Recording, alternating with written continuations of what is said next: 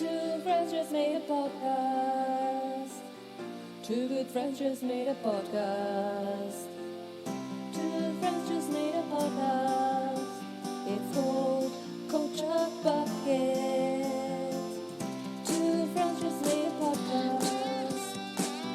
Two good friends just made a podcast. Two friends just made a podcast. Culture Bucket, Georgia and Alex. Hi everyone, welcome to Culture Bucket. Welcome to your 30th episode of Culture Bucket. It's a pleasure to be with you again for the 30th time. I am George, your host. With me is your co-host Alex. Hi Alex, how are you today? Hi George. Hi everyone. I'm great actually. I don't know. I'm good. I'm back at school from Good. today and it's Exciting. actually amazing to be back in a classroom and not in front of a computer. So that was Nice. good. It's not going to last very long until those children drive me insane, but for the first day I'm very positive. How are you Good. today, George? I'm pretty good G today. to the I'm on F. holiday, so I'm Yes. chilled, which is good. And yeah, that's about it. It's good. It's I'm good. I'm excited today. We're going to talk about our top 5 80s bands, which was when I started looking at possible bands to include, I realized that there was some really good music to talk about, which I'm happy with.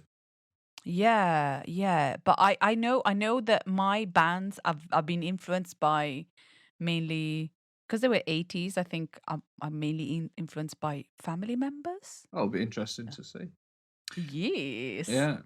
The definition for an 80s band we'll discuss at the start of the top 5, but I think we're pretty loose and easy. Well, yeah, I guess. Yeah, I think I chose bands from like end 70s, 80s, like who were the most popular in the 80s. Yeah, I think that's fair.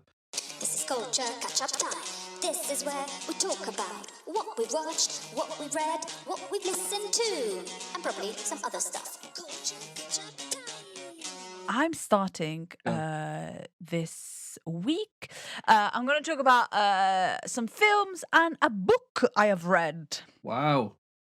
Yes. Again, bringing pretentious snobbery into our podcast. Yeah, I love it. Book reading. Yeah, well, now, you have more time in your hands, and I haven't read this much since I was a kid, I think. And now I feel like I read a lot because I've got more time. I've got nothing else to do. It's interesting. Something about this pandemic is I haven't been able to focus on a book. I've really struggled. I read that one book we did for top 5 books, Convenience Store Woman, which I really enjoyed. But and then I off the back of that I tried to read 1Q84, and I think trying to jump into a 1,000-page novel was not the right move. I fell off that quite hard. But maybe the book you read today will be an inspiration. I'll find out. So go. Tell me about your stuff. Okay, my stuff. So I watched a couple of Japanese films. Yeah, after Zack Snyder's Justice League, I wanted to feel again. I wanted to feel some kind of emotion on a film, and a little bit on The Invitation as well. I wanted to feel some kind of emotion. I thought maybe I'm emotionless at the moment. Maybe I can't feel emotion, but I can feel emotion. I'm okay. Okay. So I watched a film, a Japanese film called Sweet Bean. Directed by Naomi Kawase, and it stars one of my favorite actresses, Japanese actresses, who is Kirin Kiki. She was on my top 10 actors, and also it stars her granddaughter, which also was in another film with her by Koreeda, but let's not go into that because if not, it's just a stop. But yeah, it's about this, and of course, it's a Japanese drama, slice of life, and it just starts in spring. The first shot of this film is the cherry blossoms, so already there I could feel my life coming back. But yeah, so it's about Sentaro, who is played by Masatoshi Nagase. He's a middle-aged man who runs a small dorayaki shop. So dorayaki are these little sweet pancakes with a sweet bean filling. This shop is frequented by locals and especially middle schoolers, and this one day this woman arrives and I think she's in her 70s, Kirin Kiki, played by Kirin Kiki. She arrives at the shop and she sees the notice that he needs somebody to do some part-time work, and she wants to work there. And he goes, "Oh, well, you can't work here. You are too old. This is a hard job and stuff." But she says, I've always wanted to do this job. So she really, really wants to do this job. And then he feels bad and he refuses. And then he gives her one of these dorayaki, which are these little things. And then in the evening, she comes back and she tells him that his dorayaki are not very good. And she gives him some bean paste to try. And this woman has got some disfiguration on her hands. And then we find out what its disability is. And she had leprosy. Wow. So she starts working with him, and the shop gets busier. And then he just manages this place, and his boss comes and to the shop and says that she used to have leprosy, and leprosy is not really a contagious disease. It's contagious in certain kinds, but if it's treated, it's not contagious, so it shouldn't be a problem. But unfortunately, the stigma of being a leper is still around, and it's terrible. And it shows how in Japan, people with leprosy had to live in a sanatorium until 1996. They couldn't live anywhere else. That's so crazy, because to me, leprosy feels like a Bible disease. Do you know what I mean? Yeah. It's not even called leprosy anymore.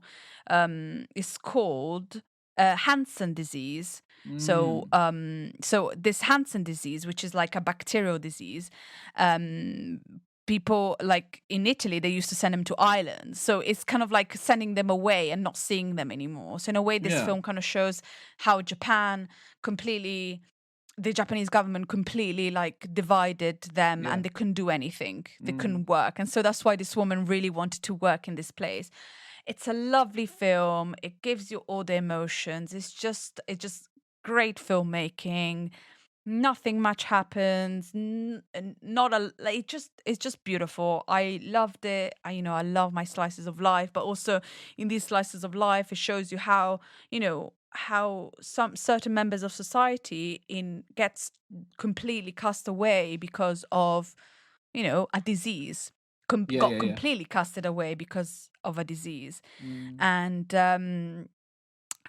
this film shows it, and how people react. Because if you just read, because I always thought that leprosy was really contagious, but it's a bacterial disease that if you can contain it, if you can cure it, then it's not, if you're being cured, then you still have the the effects on your body. So it could be like malformation of hands, like the Kirin Kiki's character, or maybe like some limbs falling off, but not falling off, but some like the not having certain limbs. And but yes, it's a very nice film. And what I really enjoyed was the actor that plays Sentaro, Masatoshi Nagase, throughout the film, because his past, which we're not really sure what his past is about. There's something that went on in his past that could be kind of affecting different things. It could be the same person that's affecting his present now, or to different people, different things affecting his present. But he's such a good actor that you can see him kind of having the pain of the past kind of being on him. And then at the end, this heavy weight being lifted. It's just beautiful. He's such a good actor. Hmm. And, you know, I love Kirin Kiki. She's one of my favorite actresses. And every time I see her, I'm extremely happy. So Sounds like a great film. When did it come out? What year is it from? It came out in 2015. Do you think people feel like that about leprosy because of the stories in the Bible of people not wanting to go near, and then Jesus will? So people have taken the wrong lesson of Jesus going to the lepers and being with them, and instead taking the lesson of they're contagious and let's not go near them. Absolutely, yeah. Interesting. Yeah. Because, like you say, the modern understanding of it is very different, but people don't know that. People know, or at least Christian people or people from the West know it from that. Anyway, I think there's still a lot of ignorance on diseases, you know, like any diseases that there are, you know, you don't I think we've all learned a lot about ignorance of diseases in the past year. Yes, indeed. What's next? So that's my first Japanese film, and my second Japanese film is it was very difficult to find English stuff about it. But if I can't find English stuff about it, I can't talk about it because my Japanese is not great. Yes, so a 2005 Japanese film called Breakthrough or Pachiji. And it's set in Kyoto in 1968. And it's about high school students, how high school students deal with their life as Korean Japanese, trying to be respected in Japan, but it's really they can't. So it's a really hard time in Japan. So these Japanese Korean kids were born in Japan, so their parents are Korean, so they are actually Japanese because they're born in Japan. So but they are mistreated by people. They are not liked because they are Korean, and they, in a way, they're very angry. And so the film starts with these high school boys kind of talking, being inopportune. What's the word? I'm not sure. Inappropriate? Being inappropriate with these Japanese Korean girls, and then one of the girls runs off, and then all these boys from the Japanese Korean school come and they topple the bus. So like one of the first scenes is like these like Korean high school boys, well, Japanese Korean high school boys toppling this bus. And it's an interesting film because it's directed by a Japanese person. All the actors are Japanese, but there is nobody's in the right and nobody's in the wrong. So it's basically a film about trying to fit in a society that doesn't accept you, but a society that has brought you in, because a lot of Koreans got forcibly got from Korea and sent to Japan. So it's a society where you're not accepted, but your parents basically got stolen and then put in and then you're born in that society, but you're still not fully Japanese. And that's kind of still a problem, like a big issue in Japan. And so there's a big divide between the Japanese Korean kids and the Japanese kids, but the story kind of centers on one of the kids from one of the Japanese kids falling in love with one of the Japanese Korean kids, and kind of trying and kind of not caring about, kind of just loving her for what she is, and fitting, and then starting to fit in the Korean friends. So he makes friends with the Korean boys, and he tries to learn this song that is a Korean song which is translated in Japanese, and it's basically a story of trying to unify this, and although it's impossible, it's a bit of a hope of being able to get along, even if the differences are so big. But also shows the hate that the Japanese had for these Japanese Koreans. Some of the Japanese had for these Japanese Koreans, and it's just it's interesting because it's all made by Japanese people. So it's the Japanese people saying, look what we've done. Look what is happening. Look what has happened in 68. Let's move on, you know? And so I thought that was really good. Apparently the right wing, Japanese right wing did not really enjoy this film because... I can imagine. But yeah, so it's nice. I really enjoyed it.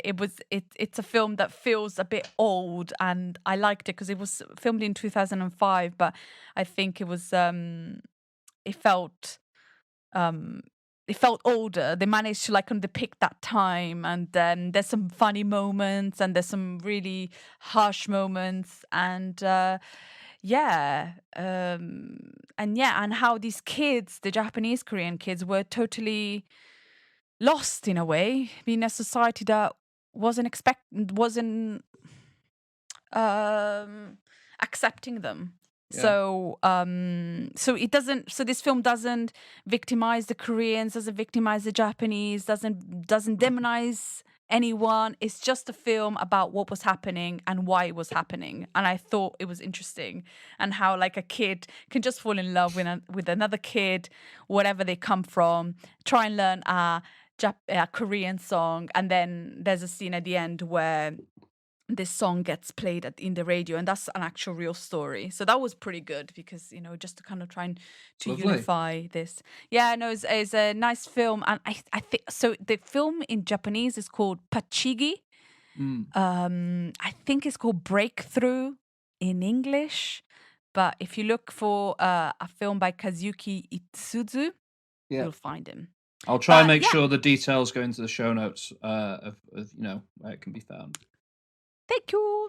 And then I needed a comedy. I fancied a comedy, and so I was like swiping through, looking through whatever, looking through Disney Plus, and I found a comedy with Zac Efron, Adam Devine, Anna Kendrick, Aubrey Plaza, Stephen Root, Stephanie Pharisee, and I thought, oh yeah, this is going to be great. Interesting. Who doesn't want a comedy with Anna Kendrick and Aubrey Plaza? Who doesn't want that? Zac Efron, I love I've watched about 15 minutes of this movie and turned it off, so I'm going to be interested to find out. So I watched a film called Mike and Dave Need Wedding Dates. Yeah. Based on a true story. Based on a true story. And it's about Mike and Dave Stangl. They're brothers, they have a liquor or an alcohol business, and they're fun-loving brothers, and they're always out of control at weddings, and their little sister's getting married, and their parents ask them if they can bring a date. So they put on Craigslist an ad to if anybody wants to go with them to Hawaii, and then Aubrey Plaza and Anna Kendrick kind of lie their way through to get to Hawaii with them. Yeah. And then in Hawaii is one thing after the next. I watched it all. There are some funny moments because there are some good funny actors in this film. Yeah, I mean those 4 leads are all hilarious people. Exactly, but there are also some moments that are just like, first of all, there's one scene where Anna Kendrick pays a masseuse some money to give the future bride, a special massage, but it's unconsensual, and the scene is funny. However, that is not a correct way to laugh at something. You know what I mean? Yeah, so because this broadly. guy then becomes naked and starts rubbing himself on her, that's kind of secondhand assault. I don't know, but it's like if that scene could have been done better if, for example, Anna Kendrick said to Aubrey Plaza, "Do you want a special massage?" And then that would have been a funny scene if everybody knew what was going on. Yeah. So it's just like, it's a funny scene and you go, but no, but it's not funny because it's not right that you pay somebody to unexpectedly get massaged by a naked man. Yeah. Like, I wasn't expecting that, but never mind. But it's just, I was so disappointed because I love all the actors in this film. Yeah. They're, I mean, at least the main actors. And I was just, how could they butcher a film like that? And just to make it, I don't know, it's just a bit, I like the fact that they're showing the girls can be a little bit crass and stuff and that, but it could have been done much better. Yeah, I just think it's like, I don't mind like a sort of offensive not necessarily offensive comedy, but like, like close to the line comedy. Yeah. Gross. Like I can't think of a good example off the top of my head. Maybe the Neighbours movies that Zac Efron is in with Seth Rogen. Yeah, they love like, Neighbours. There's loads of comedies that are really good that are quite close to the line, but are you need to have a deft touch and be quite clever. Say that again. Bad Bosses? Is it Bad Boss? Horrible Bad Bosses. Horrible Bosses. That's pretty wrong. Yeah, but there's a line. When I was watching Mike and Dave Need Wedding Dates, which I did turn off pretty early on, it just seemed like there was no intelligence behind the camera, which was just meant that these four very talented comedic actors were just sort of flailing with nothing really working, and I felt embarrassed for them and had to turn it off. So I'm impressed that you got all the way through. Yeah, well, I did other things while watching it. I went on Instagram quite often, and one of the scenes I really liked is when they go on the Jurassic Park tour. I thought that was really good, and I thought of you. It was like, this is the only positive thing that I could recommend George to watch this film is when you see, like, because they're in Hawaii, and it's like, oh yeah, That sounds good. But apart from that, because there's also a stupid scene that the girl, the wife, the future wife, future bride, she gets hit by this motorcycle, it's a quad bike, this quad bike in the face. If you get hit by a quad bike in the face, your face is destroyed. Oh yeah, you'd probably die, presumably. But 2 days later, her face is fine. Oh yeah. And I was like, no, like, that's the most like, it would have been funny if she broke her arm. That would have been more realistic because her arm is still broken. Yeah. But it was just so not a recommendation silly. On Mike and Dave Need No, only if you want to watch something really bad. I'm sorry. I just feel really bad. Wait until next time I watch that. What else? What's next? And then my book. So I read Reni Eddo-Lodge's book, Why I'm No Longer Talking to White People About Race. Okay.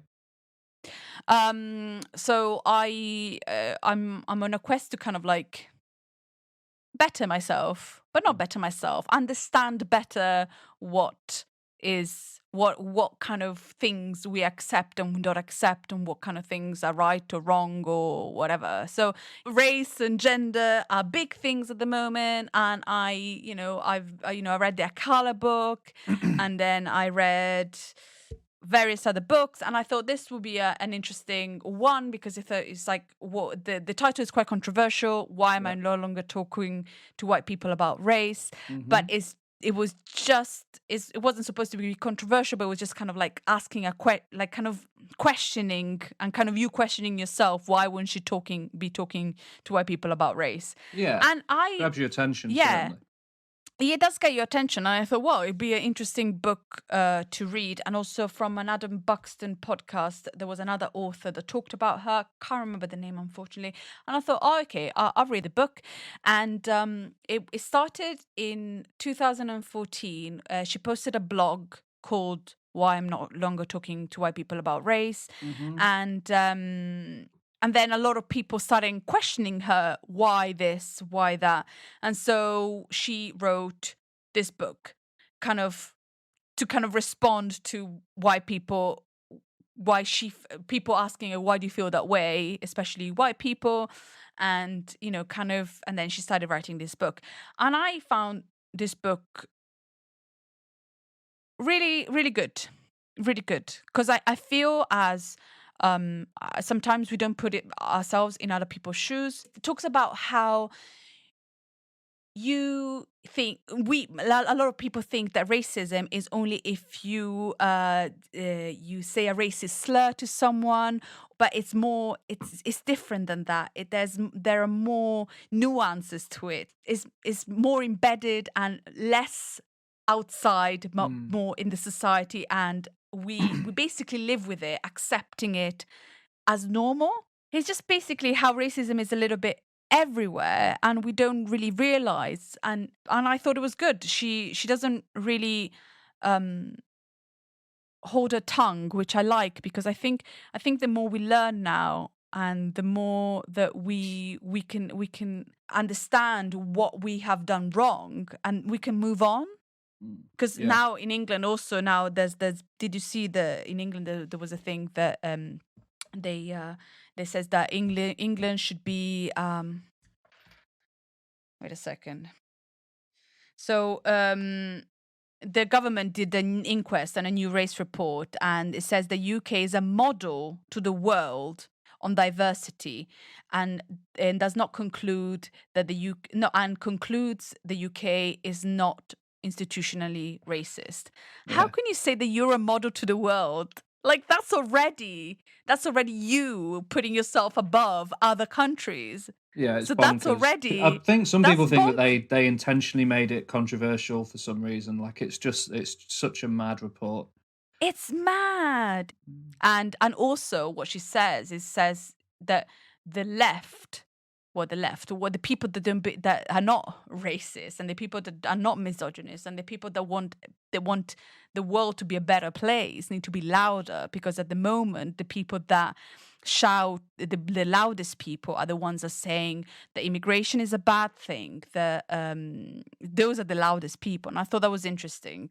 Because those are the ones you hear. You hear Piers Morgan saying, "Oh, I have the right to, I have a freedom of speech." That's fine, but then everybody has got freedom of speech, not just you, because it only seems that only certain people have freedom of speech and other people have not. Yeah, so, that's interesting. It's definitely, there's a lot of infighting on the left as well, isn't there? I think, which makes the overall volume quieter, because there's less of a unified viewpoint, if that makes sense. Yeah, and I feel like now what we need to do is just think about sustainability and working together. And I know it sounds idyllic, but I think that's what we need to aim at. Yeah. And so a good book. Yeah, I thought it was good. I think it's definitely a good read. It's only like 150 pages, and she's very clear. It's divided in different chapters. In kind of. Oh, I wish I could. Just a second. I'll be back. Oh. My neck. Sitting here by myself, talking to myself. That's Chaos Fairy. Sorry. It's okay. So yeah, it talks about, it's divided in like history, the system, what is white privilege, fear of the black planet. It's a Public Enemy album. Is it? Yep. And then the feminism question, because she got criticized of attacking a white feminist when she wasn't.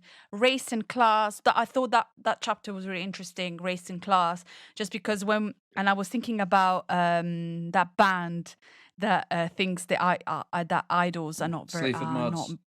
The Sleaford Mods, because in England you think about working class as the white working class. Yeah. So one day Sleaford Mods have that idea as well, because you think as working class as, and do you include the black community in the working class? Because can you? And I thought that was really interesting. And I was thinking about Sleep with Mods. And the last is there's no justice, there's just us. And I thought that was a really good finishing. And the last chapter kind of talks about, because by the end of the book, by chapter 7, you're a bit like, oh, okay, how do we change things? But then by the last chapter called Aftermath, you kind of feel a bit more. She talks about the quickly things are changing, and I've noticed the interest of people in race, the interest of people in gender issues, and so I thought like we are changing, but I feel like if as a white person you consider yourself not racist, so I consider myself not racist, but then I feel, have I ever done something that made somebody feel uncomfortable or some, or racist thing? And in a way, if somebody calls me out, I'll be like, no, I'm not racist. But in reality, you need to think about what you do every day that you need to respect. You know what I mean? I think I know what you mean in terms of, just being open to being educated, basically. But I think empathy and understanding what hurts or offends a person is the point, I think. So don't go, oh, just grow up, just be it. Just, I think empathy. Yeah. Empathy whatever you feel like, if a person says that's not right, you should go, I'm sorry, and not get offended because you have crossed the line. And I think that's what we should get to. Yeah. And that doesn't mean you're being shut up, does it? It just means that you need to learn to just understand the person you have in front. Yeah. And that's all. I really enjoyed the book. Good. Yeah. Clearly. Yeah. Let's get you fired up. I got the fire on the up. Yeah. Yeah. And that is the last part of, and that's what I've done this week. I like it. It's exciting. Films, books, well done. So I've just got some movies to talk about and a TV show, and that's about it for me. So I'll make a start. First of all, I watched a brand new movie from this year. I think from this year. What? 2021? It's a 2020 movie according to Wikipedia, but I think it only really came out in 2021. I watched it on Shudder, the horror streaming app. So it's available on that in the UK, and it is a Canadian drama horror film called Violation, which was written by Madeline Sims Frewer and Dusty Mancinelli and directed by those two people as well. And it stars Madeline Sims Frewer, who is one of the writer-directors of the movie. It's a film about a woman who's in a relationship, in a marriage that's close to ending in divorce. And she goes to visit her sister and her sister's husband and has a bad experience there to do with a sexual assault that occurs between her and her what would you call it? Brother-in-law. And she takes her revenge. So it falls into a genre that is unfortunately known as the rape revenge genre, which started off with kind of exploitation movies like I Spit on Your Grave in maybe the 70s. The sequel. That's not funny. I Spit on Your Grave. The sequel to I Spit on Your Grave. The sequel is called I Spit on Your Grave, I Piss on Your Corpse. So, yeah. This is much more of a. It feels like an indie film. It's a very artistic film. It's quite interesting in that the sexual assault that is acted upon the main character is shot in a way where you don't see anything, and it's in extreme close up, and it's all very suggestive. In a way that sort of respects the character who's the victim. Does that make sense? It doesn't feel exploitative. But then her revenge on the man is, I think, quite intentionally flipped and is the most graphic and unpleasant thing to watch that I've seen in quite a long time, including um, extended shots of full frontal male nudity. But you've just watched the Human Centipede 2, didn't you? Yeah, I know. And this was somehow, because Human Centipede 2 is in black and white. It's very gritty. Something about this movie, it's much more difficult to watch in parts because of how kind of it's in high def, and you're really seeing that penis in this movie. And it's not funny. It's not a funny film. It's not a funny movie at all. It's had loads of good reviews. It is a very well made film. The two writer directors clearly are passionate about the subject matter that they're covering. And if that's the kind of film that you're interested in, if you seek out you know tough watches like this, then it's probably worth your time. The main criticism I have is it's 107 minutes long, and it's a very simple story, and it could probably get in and out in 90 minutes flat and have the same impact, if not more impact, by being just a bit faster paced. It's very keen on having the chronology of the story be completely out, non-linear. So you see events, and then you see the events that led up to those events later, and it kind of loops back on itself. And it is good. It's well made and worth watching. If that's the kind of thing that you seek out.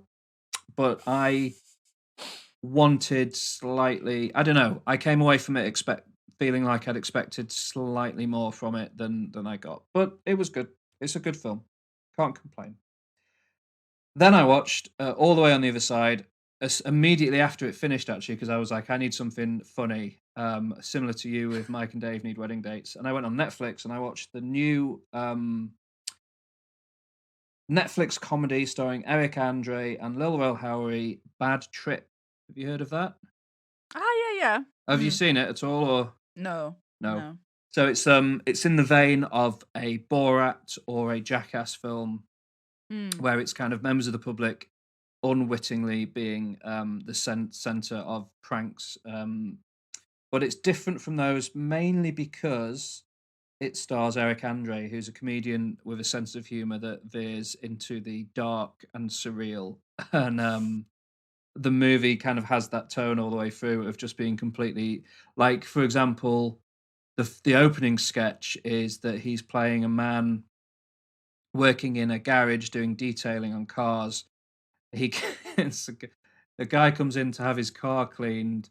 Eric Andre's wearing this jumpsuit, and he asks the man to turn the vacuum cleaner on, and the vacuum cleaner just completely rips off all of Eric Andre's clothes and leaves him completely naked in the middle of this garage, and ends up hiding in this guy's car.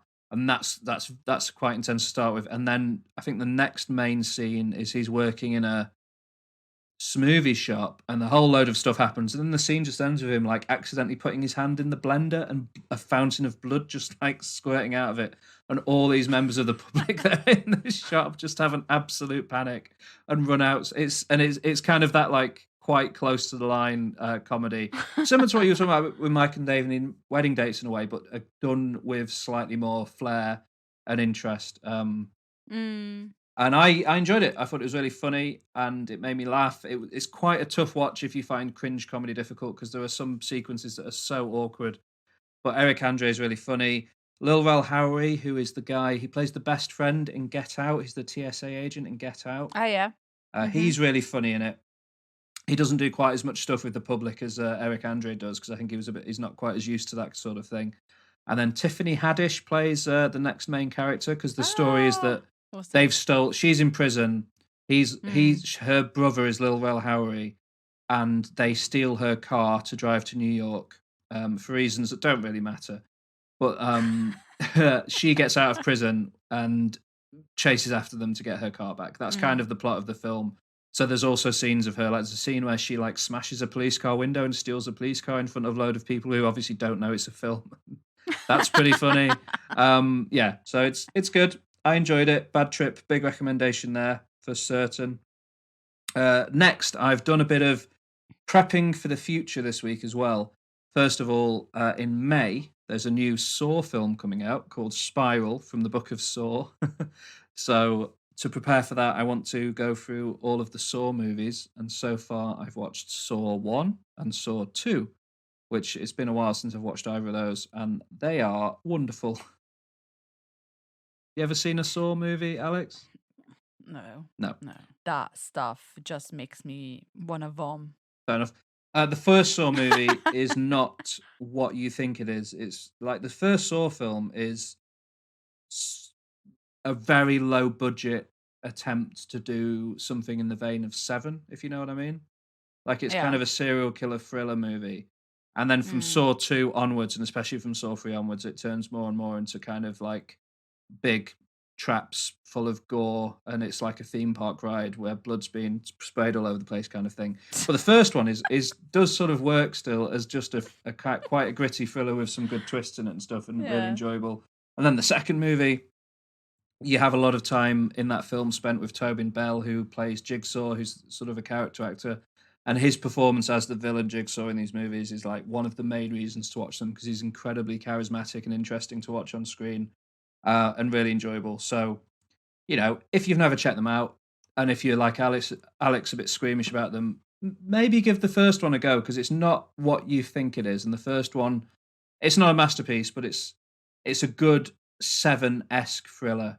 But then give the sequels a miss, probably, if you're not ready for some gore, because they do get quite unpleasant. The scene in the second movie where a character gets thrown into a pit full of syringes is difficult to watch. But an exciting horror movie. So that was Saw and Saw 2. After that, last night I watched a 2021 blockbuster, which was exciting. I sat down, I put on Amazon Video, and I rented for a home premiere Godzilla versus King Kong. Yeah. Yes, please. The latest film. Have they not already done a King Kong versus Godzilla? They did one in like the 70s, but not like a recent film, no. Yeah, it hasn't been recent. Hasn't Godzilla been against someone recently? Yeah, so they did. So there's a whole kind of monsterverse that they've been building up, where they did, I think 2014, they did Godzilla with Gareth Edwards, which I think I saw in the cinema with you potentially in Japan. Then they did Kong Skull Island with Brie Larson's in that, Samuel Jackson's in that. That's like a 70s period piece where it's a King Kong movie. Then they did Godzilla King of the Monsters, where he fought a load of different sort of iconic Godzilla monsters from old Japanese movies. Yeah. And then they've put them together now, and they've done Godzilla versus Kong. It's directed by Adam Wingard, who's a director I really love. He directed The Guest, which I talked about in the Top 5 Final Shots episode. He also directed the Blair Witch reboot recently, which I liked despite everyone else disliking. I think he made Your Next as well, and what else? He did the Death Note movie for Netflix, which again I liked as an Adam Wingard movie because I like his style. People didn't like it as a Death Note film adaptation, and that's fine, but I liked it. Godzilla vs. Kong stars Millie Bobby Brown, who you all know from Stranger Things. It stars Julian Dennison, who you all know from Hunt for the Wilder People. It stars Alexander Skarsgård, who you all know from Big Little Lies. It stars Rebecca Hall, who you all know from a whole range of awesome things. Who else is in this movie? Lance Reddick is in this movie for like literally about 30 seconds. It's got such a massive cast. It's got loads of people in it, and none of them matter. It's more than any of the other Godzilla or King Kong movies. This is a film where the human characters, I couldn't tell you the name of a single one of them. Millie Bobby Brown and Julian Dennison play two teenagers who are trying to find out about some conspiracy thing. You could literally pull their characters out of the film and they would have no impact on the overall plot. They're fine, and I like Millie Bobby Brown and Julian Dennison, and it's all right for them to be in it. But you could take out their sequences and the movie would play out pretty much exactly the same way, if you see what I mean. They don't have any impact on it. The plot of the film is that Godzilla, who is broadly a protector of humanity, has started attacking human cities again. People aren't sure why. On the other side of the world, Kong is living in this giant When I say giant, I mean like the size of a city. They've constructed this sort of cage bubble thing over King Kong on Skull Island, where he doesn't even really know that he's in an enclosure. That's how big it is. And the sky, it's almost like the Truman Show. It's like King Kong is living in his own personal Truman Show. He doesn't know that he's sort of trapped in this place. Except the film opens with him throwing a big tree at the wall and it smashes it. But even then, he doesn't seem to know.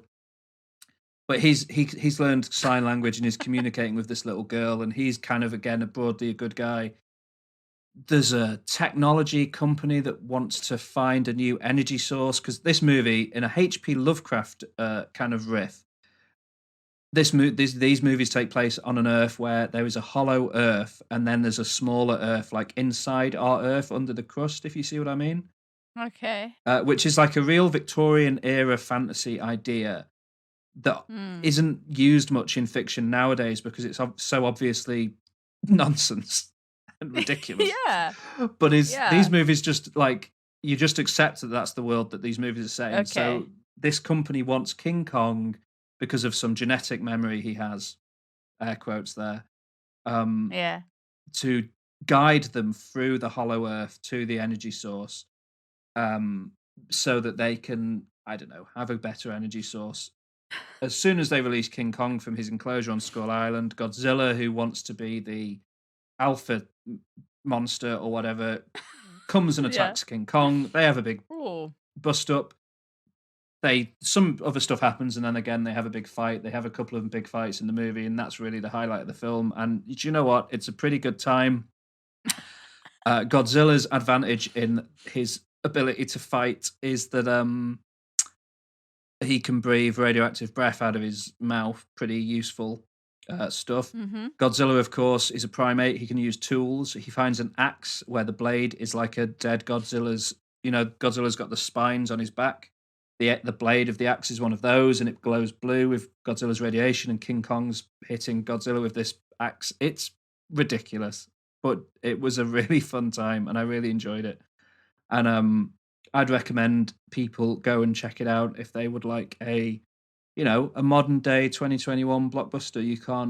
You could do much worse than Godzilla versus Kong, in my opinion. And I don't want to spoil the ending, but there's a third iconic Godzilla monster in the movie that turns up at the end, and it's pretty fun having that on the big screen as well. So you'll have to see the film to see who that is, but it's pretty cool. I think I liked it.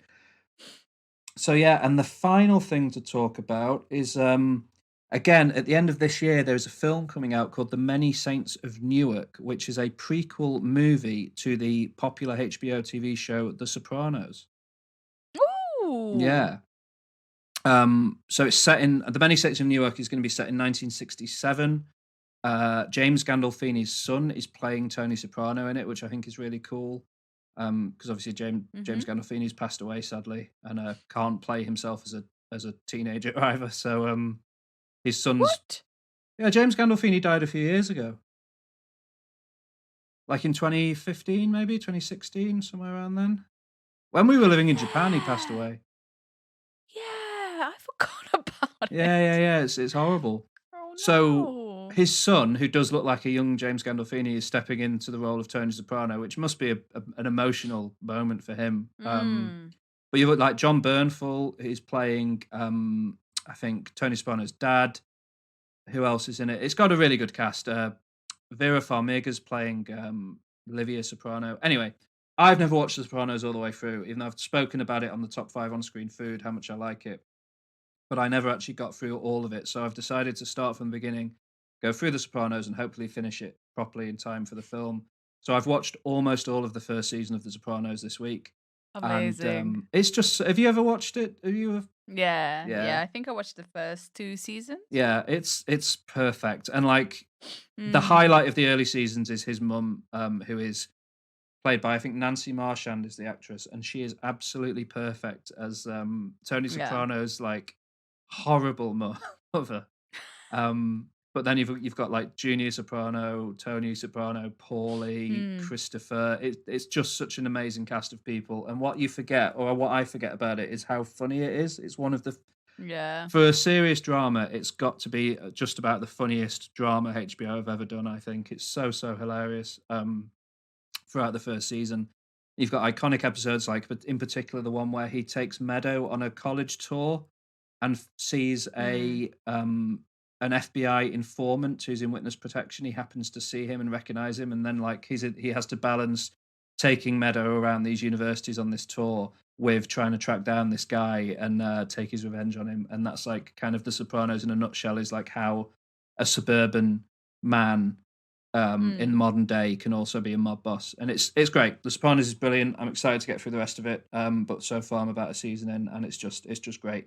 But yeah, like the cast of The Many Saints of Newark. You've got John Bernthal, Corey Stoll, Michael Gandolfini, Billy Magnuson, Leslie Odom Jr., who plays Aaron Burr in Hamilton, is going to be in it. Ray Liotta is going to be in it. It's and the plot is described as it is set in the 1960s and 1970s in Newark, New Jersey, using the 1967 riots in the city as a backdrop for tensions between the Italian American and African American communities, which sounds like it could be, a pretty great film. So I'm really looking forward to that. So that's Culture Catch Up. Let's get into... Let's move on and get into homework. I like it. Sit down at the back and be quiet and get out your book, because it's time to discuss your homework. Now. Homework time. Yes, please. So last week we talked about our top 5 80s films, and your number 1 was it the number 1? No, it's number 2. Number 1 was The Shining. Your number 2 was the 1982 John Carpenter's The Thing, because there's also another The Thing. Is it a remake? The other Thing? Yeah, so there's The Thing from Another World, I think it was called, that was very old movie. And John Carpenter's Thing is technically a remake of that, but they're so different that it's difficult to really call it a remake, if you see what I mean. Yeah. Yeah. So in like basically the film stars the person I know is Kurt Russell. Yeah. And then there's another one that I've seen in probably like some 80s film, but I'm not really sure. But Kurt Russell is the star of the film, and he plays Mac Reddy. And then I love their names. It's like Dr. Blair, Nails, Palmer, Childs, Dr. Copper. I love the names, and they all use their like surnames. It's pretty fun. Yeah. But yeah, it's about a research team who is in Antarctica and is haunted by a shape-shifting alien that assume the appearance of its victims. So the first shot of the film is pretty cool. It starts with this this helicopter, and then there's a dog, and you go, are they related? What's going on? Why is there a dog? Why there's an helicopter? And then the guys in the helicopter try to kill the dog, and then it all starts from there. Yes. And the dog is a brilliant actor. Yeah, it's a good dog actor. I was spooked. That was a good dog. Like I was like, why are they trying to kill the dog? And then the dog, I was like, that's why they're trying. And you kind of, you assume what's so good happened with the dog. And you go, yeah. And whilst I was watching the film, I realized exactly what the problem I've had with The Invitation and what's it called? The other one, the Lighthouse. Oh yeah. Is not just the tension, is building a sinister atmosphere. Right. It has to feel sinister. It can't, And from the get-go, from this dog, this film gives you this. This starts with this sinister atmosphere. It's like, okay, we're up for something good, and everything they do is not really. You go, oh, why are you doing that? They decide after the guys in the chopper that was trying to kill a dog tried to shoot them. Yeah. Then they go, oh, let's go to the other base camp. And then you go, don't go to the other base camp. But then they go to the other base camp. And then they find something. And they go, oh, let's bring this damn thing back. It's like, don't bring that thing back. And they do. And it's just like, and that's already kind of creating kind of like a sinister tension that you go, okay. And the dog was amazing. Like when the dog looks outside the window, Yeah. who the hell are you? Also, I feel like how it's shot, the scenery at the beginning it shows how far from anything they are. Yeah, they're totally isolated. It's, from one camp to the other camp is an hour on a chopper. They're far. They if something happens, they are screwed. And I love the fact that the doctor, when they bring the alien back, he dissects. So they bring this alien back. They found something in the other thing, and it's not an alien, but it's just this deformed thing. And the doctor just decides to dissect this thing, but just with some gloves. No mask, no protective gear. Like, I'm just gonna go in this. That's how they did it in the 80s. They just. I know. I know. And they all alcohol. They all drink a lot. Yeah. There's a guy on skates. That is like really proper 80s movies. The hair, the way they talk, and then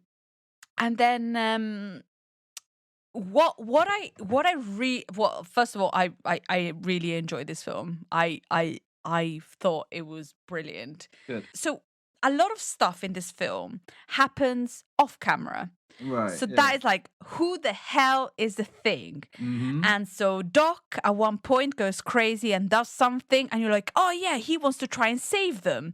But then he doesn't want to try and save them. No. And you go, no. And then you go, because you think, oh, well, he doesn't want the world to get destroyed by this thing. Yeah. And so he goes crazy, and you go, oh, he's trying to save them, but he's not trying to save them. And so he gets put in isolation. And then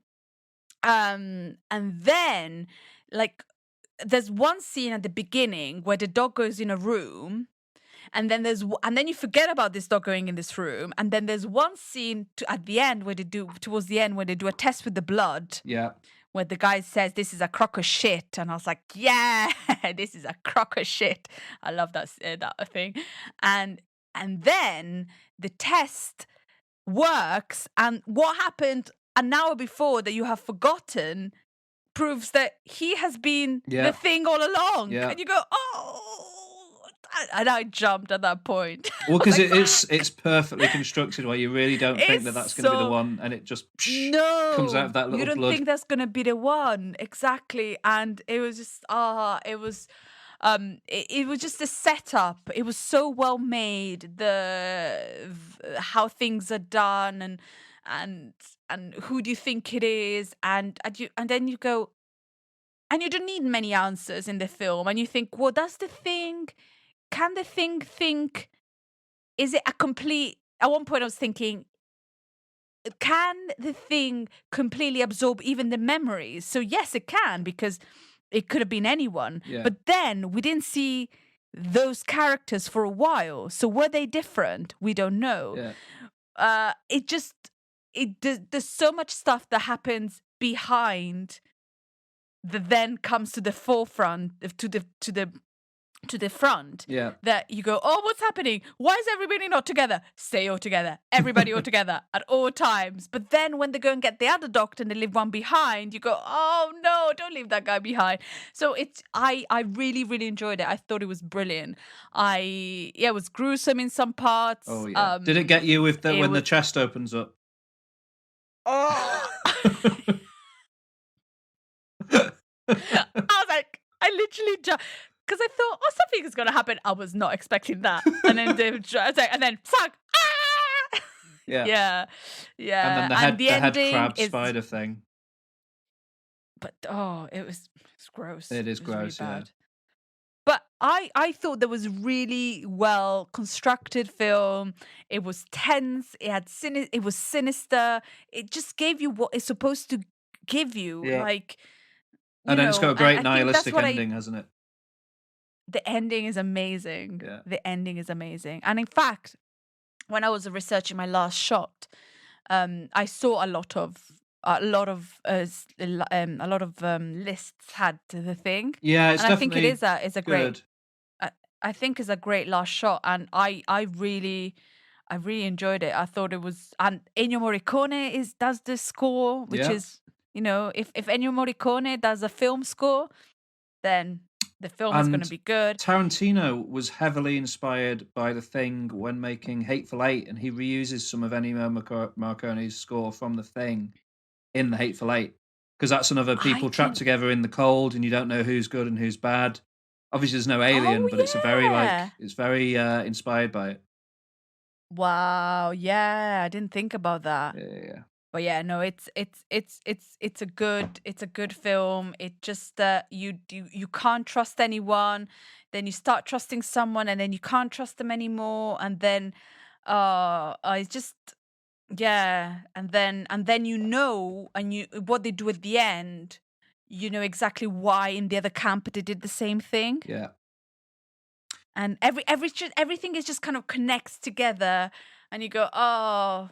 Yeah. And so there's a 2011 movie called The Thing, which was sold as a remake of this thing, but is actually secretly a prequel, and it's the story of the other camp, and it ends with the helicopter. That's where that movie ends. Wow. You should, if you really liked The Thing, you should probably check it out and see what you think. The thing that makes it not as good is that all of the effects are CGI in that one, and it isn't. It's not even close to how good the practical effects are in. But it does have a woman in it. Imagine that, a woman in a movie. After watching The Thing, you could believe that's impossible. Yeah. Yeah. Yeah. No. Yeah, but it just. Yeah, I don't know. I really enjoyed it. I thought it was really good. I thought it was my favorite bit of that movie, because I watched it again at the weekend because I love it so much and I wanted to talk about it. My favorite bit of it is when the guy gets caught halfway through turning into the thing, and he runs out into the snow, and they all come and surround him, and his hands are still all weird, and he just looks up at them and starts going, ah! It's just so sinister and creepy and horrible. And then they set him on fire, obviously. But it's great. It is a great movie. I'm glad you liked it. And you were okay with the gore. It wasn't too much. Yeah, that was fine. Yeah, it was pretty gross, and that was fine. Yeah, I think I need to figure out what I don't enjoy in certain like horror thriller things. I definitely don't think I enjoy like gore with people. I get the impression that people sometimes when you look at a film on a DVD case and it tells you what's in the movie, sometimes it will say features injury detail, and I think that's the thing that you don't like, is like quite specifically showing a human being hurt and injured. Yeah, which is fair. That's not a very nice thing to see. Exactly. So that's why I don't think I can watch like Saw or that kind of the Hostel kind of thing. Yeah. I just don't like people giving pain to other people. Yeah. I don't like that. It just because it happens. That I feel like because it's an alien. I feel like it's more kind of like I don't mind zombie movies because they're zombies, but I think when it could be real, yeah, it kind of really messes. I don't like it. But yeah, I really enjoyed it. I thought it was a great pick. Good choice, The Thing. I thought like proper 80s film. Good, yeah. Yeah. Good film. So I'm glad. I'm really glad. You should watch more John Carpenter movies, Alex, because yeah, definitely. Yeah. After this, I was like, I'm gonna watch more John Carpenter movies because I think he's good. He's actually got director. He's got an Apocalypse trilogy, which are only connected in theme, and that's the first film in that trilogy, and also The Prince of Darkness, which is a great movie, and In the Mouth of Madness. So both of those are worth watching if you liked The Thing, for sure. My homework was to watch your favourite film of the 80s, the 1987 science fiction comedy movie Innerspace, which was which I'd somehow never seen before. Directed by Joe Dante, who's an amazing director. He made Gremlins and Gremlins 2, and on that alone, he's an incredible legend of a man.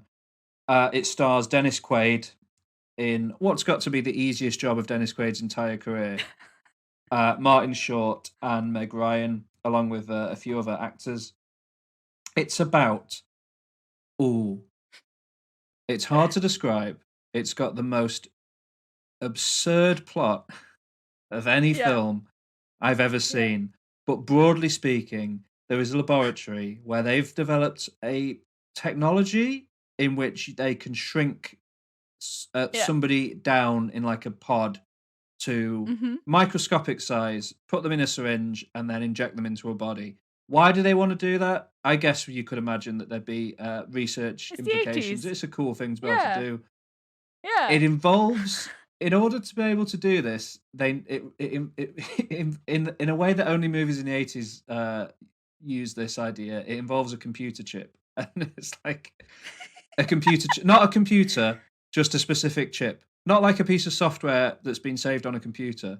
No, there's a chip that needs to be used to do it.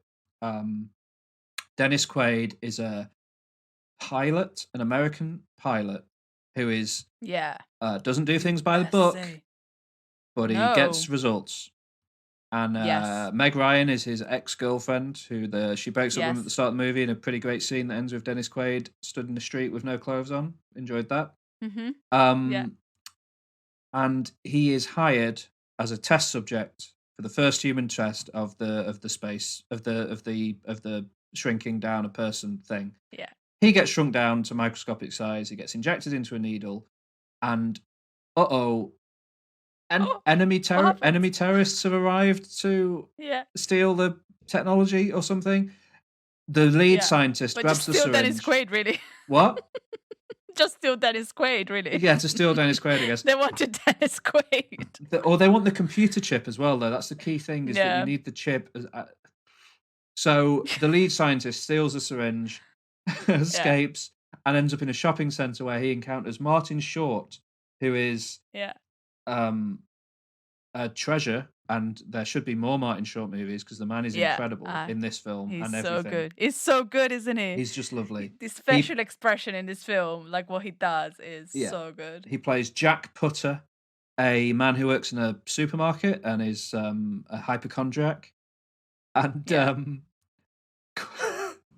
he's waiting for a lift, and the lift comes, and the scientist falls out of the lift and injects Dennis Quaid into Martin Short's leg. Now, if a man injected something into me in a shopping centre, I would absolutely lose my mind and go immediately to a hospital. Martin Short just goes, "Oh, that was weird," and just goes to work.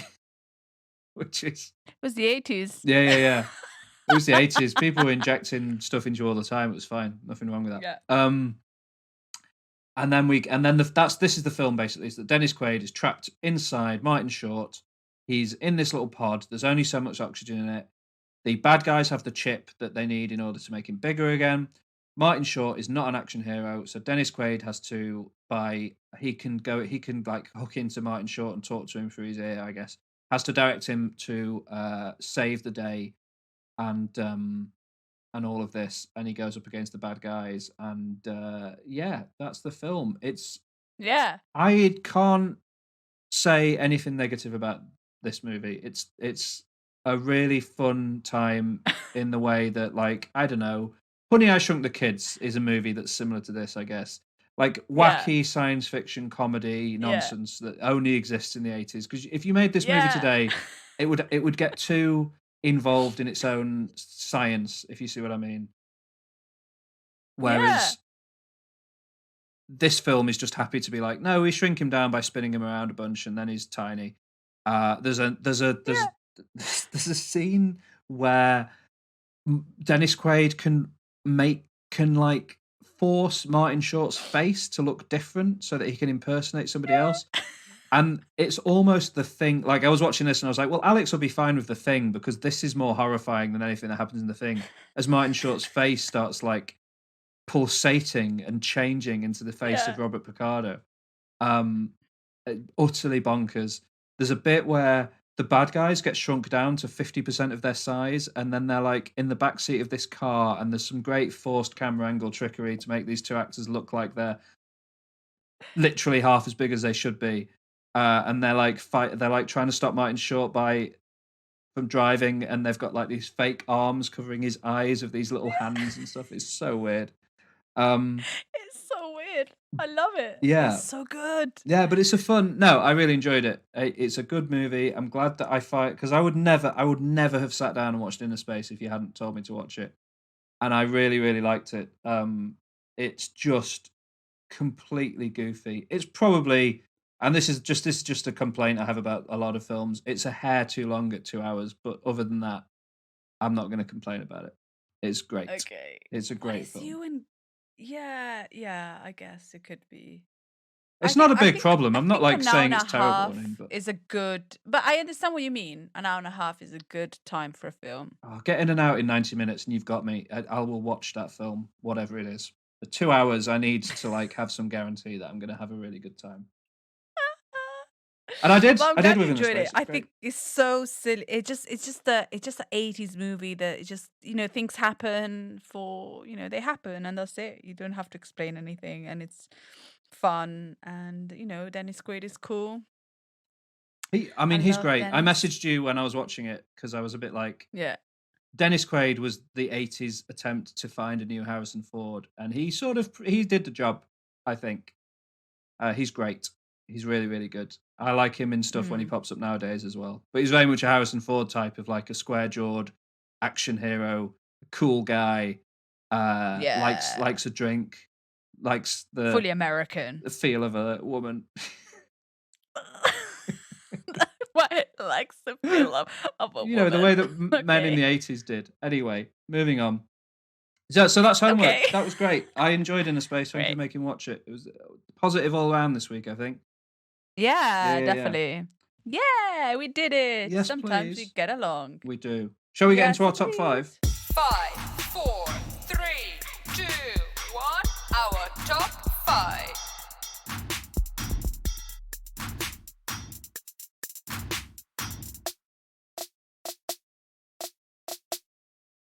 You're going to start. Yes. What's your number 5? Yeah. Oh, well, so this week I have only English bands, which is weird. I don't know why, but I think maybe in the 80s I enjoyed more British bands. Interesting. 4 of mine are American and 1 of mine is British. So. Really? Mm. Mine are. What I enjoyed from the 80s is the synthesizer, kind of like proper like 80s. Is it mod? Electronic? Yeah, like electronic. New Yeah. romantic, new wave, that kind of thing. Yeah.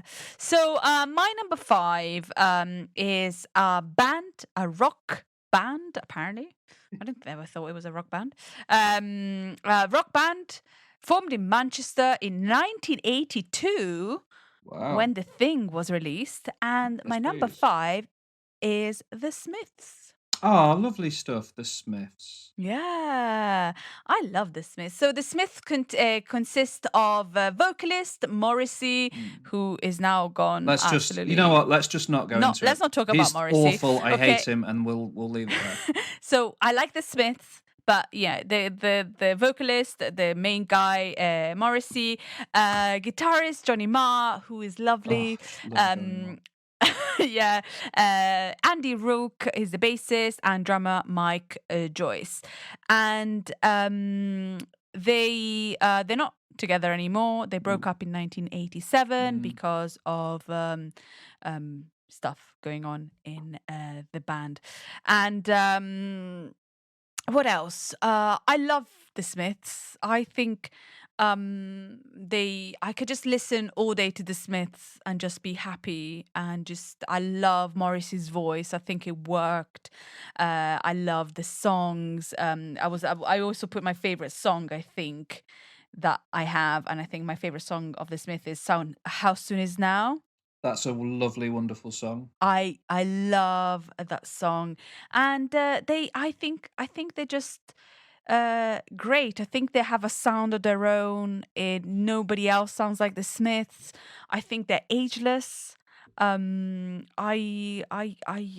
really like them. I think they're great. Do you know how old Johnny Marr was when the Smiths broke up? No. So that he had written all of those incredible songs. He'd done all of the Smiths' work, and he was 24 when they broke up. Wow. 24 years old. No. Just amazing. Yeah, that is amazing. Because his guitar work in the Smiths. I mean, that's the thing is it's Johnny Marr's. It's Morrissey's voice and then Johnny Marr's guitar and like It's just that's magical. that's like a Lennon McCartney level powerhouse Yeah, songwriting yeah, team, and they did produce. yeah. I saw a few years ago in Japan at Fuji Rock Oh, Festival. I saw Johnny Marr live, and he sang. I don't know why you weren't there, Alex. where was I? I don't know, but I saw Johnny Marr at that festival, and he sang "There Is a Light That Never Goes Out," and I stood in a field in Japan and I cried because I was so overcome with emotion at seeing that man sing that song, and perform that song. It was I think they're a good pick. The Smiths are wonderful. They're amazing, and I was listening to them today because I just love them, and I didn't listen to them for a while, and then Adam Buxton had Johnny Marr, Great episode, and in a really good episode, and then for like a while I just listened to the Smiths, and I just think they're great, and they're the Smiths. They're amazing and unique and wonderful. Yeah. So yeah, that's Good. my number 5. Good shout. What would they be mod? No, the Smiths are not mod, are The they? Smiths are sort of proto indie. They're like early indie, post punk, you might call them. Early, yeah, okay, early indie post punk. Okay. Yeah. Not mods. Mods is more The Who. The Who are more mods. Yeah, that was a slightly earlier sort of thing. Wonderful, a wonderful pick. My number 5 is very different. My number 5 is the American heavy thrash metal group Metallica. I'm wearing a Metallica t-shirt right now. You can see it. Oh, yes. They are from San Francisco. They feature vocalist James Hetfield, drummer Lars Ulrich, guitarist Kirk Hammett, and currently bassist Robert Trujillo. But in the past, Jason Newsted and Cliff Burton have been their bassists as well, iconically so. And in the 80s, they had albums such as Kill 'Em All, Ride the Lightning, Master of Puppets, and Justice for All. 4 of the best heavy metal albums ever recorded, ever. And since the 80s, they've continued to just destroy it with things like the Black Album, Saint Anger. No, what am I talking about? That album's awful. Sorry, I don't mean Saint Anger. Please, if you're listening and you know Metallica, don't assume that I like Saint Anger from that. That was a slip of the tongue. It's bad. Death Magnetic, though, is an album I will stand up for. I like it a lot. And Hardwired to Self-Destruct, the most recent album, is brilliant. So even all the way up to 2016, they are still producing incredible work from their origins in the 80s. They're part of the big 4 thrash metal bands, along with Anthrax, Megadeth, and Slayer. And for my money, they're the best of those. But people have strong opinions on that. I'm not going to argue with anyone, but I like Metallica the best. And they're just great. They combine really heavy music with an ability to write incredibly accessible songs. So they're not sort of like some of those other bands like Anthrax or Slayer, I find a bit difficult to get into. But there's a melodic, like Metallica can kind of balance melody with heavy kind of thrash in a way that not many other bands can, and they're all the better for it. I really like them. What's your opinion on Metallica, Alex? I like Metallica. Yeah, I really like Metallica. They're a great band. I love his voice. What's his name? James Hetfield. What's the guy? Yes, I really like his voice. His voice is wonderful. One of the first songs I've ever heard of Metallica was like Nothing Else Matters. Oh, nothing else matters. Yeah. He's just so good at it. And, he's, although kind of being quite shouty, he also has got like a really deep, warm voice. And I really like that about them. And the fact that they look like quite normal guys. Yeah, they do. They wear their jeans and their shirt, and they're just like they're like thrash metal. It's pretty.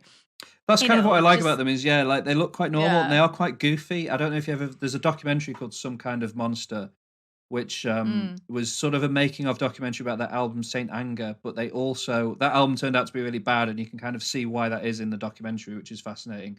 And also they were going through group therapy during that time. They had counseling sessions as a band, and they allowed the documentary makers access to the sessions, so you get to see a lot of you really get to see stuff that you wouldn't ordinarily get access to, and it doesn't paint them in the best light. It doesn't make them look like particularly good people. And it's fascinating getting that insight into them. But for me, it makes them very human and relatable in a way. And I kind of really love them from that. And they seem like a band that care about their fans. The last time I saw them live was in Manchester a couple of years ago at the Etihad Stadium, which is just huge. But they have these cameras on wires above the stadium that can zoom right in, and they have these screens that are 40, 60 feet high, like as tall as a stadium. And the picture on them is in this incredible high definition like you've never seen. And you were able to feel almost as if you're on the stage with them. They did this thing at the end of the gig where he was playing, I think it was Enter Sandman or another song on his guitar. And the camera was able to zoom right into his plectrum. So it was filling the screen. And on one side it said Metallica. And then on the other side, I think it said Manchester and then the date of the gig. So they'd had it specially made for that concert in particular. And they put it on the screen, and they obviously do that at every concert and stuff. It's not as if that was a particularly special one, but they managed to make it feel like it was, and quite individual. And they're just lovely. They're just a lovely band. I love them. They're great. So that's my number 5 pick is Metallica. Good choice. I like it. Thank you. I think the Smiths should have gone to group therapy. Yeah, maybe that would have. Well, who knows? I think one member of that band in particular is beyond help. So. Just have to leave it. Not even mention his name anymore. Now that we're not talking about my number 5. I don't want to get into I don't want to get into arguments with anyone who might listen to this about I don't have the energy to argue about that man. I just think he's awful. But anyway. Yeah. Number 4. What's your number 4 pick? Okay, my number 4 is another British rock band, I guess, which was formed in the 70s, but they released also a couple of albums in the it released 3 albums in the 1980s. Yeah. And I kind of when I think of them, I do think of them as an 80s band, and they are The Police. The Police? The Police. That's interesting. Yeah, so The Police are formed by the singer. I think he also writes a lot of the songs, Sting, and then on guitar, Andy Summers, and Stuart Copeland in drums and percussion. I really like The Police because I think, whatever opinion that we have of Sting now, I think they were a good band that incorporated different kinds of music in and made them their own.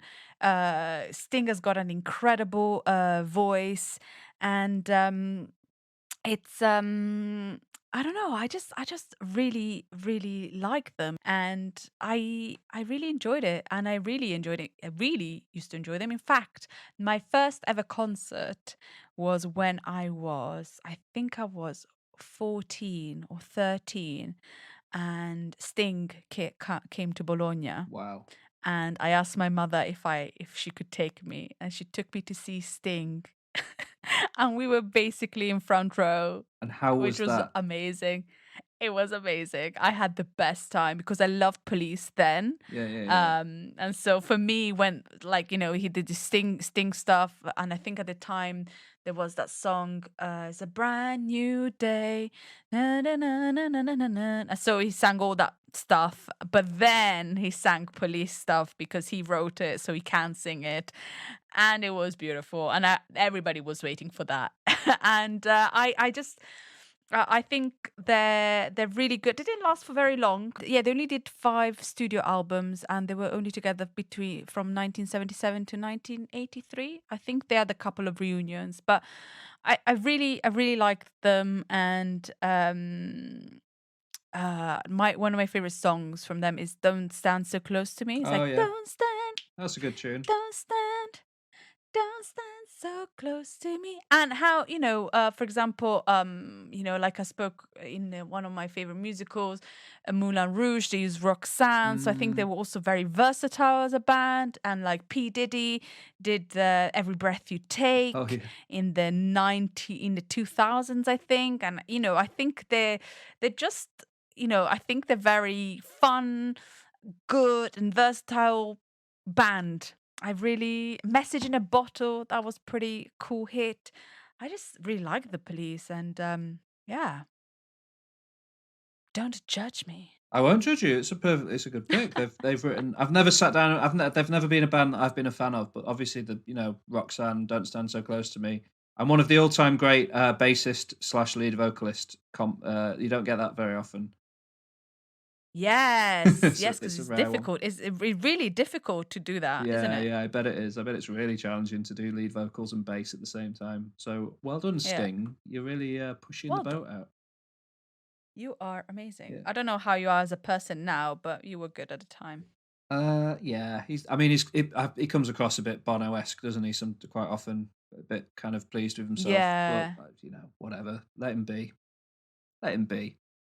Let him be. As long as you pay your tax, mate, I'm happy. Yeah, true. Pay your taxes, guys. That's cool. That's a good shout. All right. My number 4 pick is a band that sort of straddled the 70s and 80s and then 90s into the 2000s as well. I've decided to place them into 80s, maybe slightly controversially, because they did have some of their biggest hits in the late 70s, but I don't know. I'm putting them in 80s. It is the iconic, the rambunctious, the incredible, the perfect Bruce Springsteen and the E Street Band. Why are you looking at me like that? Is it a band? Oh yeah, definitely a band. The E Street Band. Okay. What's wrong? Okay. Well, is it not like Bruce Springsteen and a backing band? No, don't you dare call the E Street Band a backing band. Okay. No, but no, not the backing bands are bad. I'm just saying. No, but the E Street... Is it not Bruce Springsteen? Okay. I don't know. I don't know. The E Street Band are like integral. Like it's a very separate thing. Bruce Springsteen and the E Street Band are a band. Like that is a very specific group of musicians. They are incredible, and I love them. And they are one of my and they exist as Bruce Springsteen's band, but I want them in my top 5 80s bands, so they have to be. But it's Bruce Springsteen and the E Street Band. Okay. Yeah. That's fine. Yeah. Featuring Stephen Van Zandt, who plays one of the lead roles in The Sopranos. Oh, very nice. Yeah, the guy who runs the Bada Bing nightclub with the quiff. He's in the Street Band. He's great. He's the guitarist. Clarence Clemens, the iconic saxophonist. I just love this. It's a nostalgic pick because of my dad mainly loves Bruce Springsteen, the E Street Band. I took him to see them live a few years ago at the Etihad Stadium, and they are incredible live. They don't have support acts. They just come on and play for 3 hours, basically. They come on and then they play until the venue tells them they have to stop playing. They're the kind of band who, if fans hold up signs with song names on them, they'll just play those songs, even if they haven't prepared them, even if they're not Bruce Springsteen songs. If somebody holds up a Beatles song on a sign and they feel like it, they'll just play it. They're like a karaoke machine. Kind of. And it's similar to Metallica in that way. They managed to make their gigs feel very personal and very like special for the audience because they're so... Pearl Jam do it as well, actually, who were in my 90s bands list. Like they will change up their set list every night and do whatever they feel like doing that night, and they're just great. In the 80s, they released albums like Born in the USA, The River, Nebraska, which, to be fair, is more of a Bruce Springsteen solo project. But, they also had late 70s, Born to Run, Darkness on the Edge of Town. In recent years, stuff like Wrecking Ball, Working on a Dream, Magic, The Rising, one of the great kind of post 9/11 pieces of art. The Rising was Bruce Springsteen sort of contemplating how that kind of affected him, and because obviously coming from New Jersey, that's very close to home. He's incredible. He's an incredible man. I love him, and I also love his band. So yeah, they're my number 4 pick. Awesome. Thank you. I like it. Thank you very much. Yeah, I never really got Bruce Springsteen until I watched Blinded by the Light, and I didn't really get Bruce Springsteen, but now I kind of get him. So have you listened to him much off that, or No? Oh, no. But I will. Cool.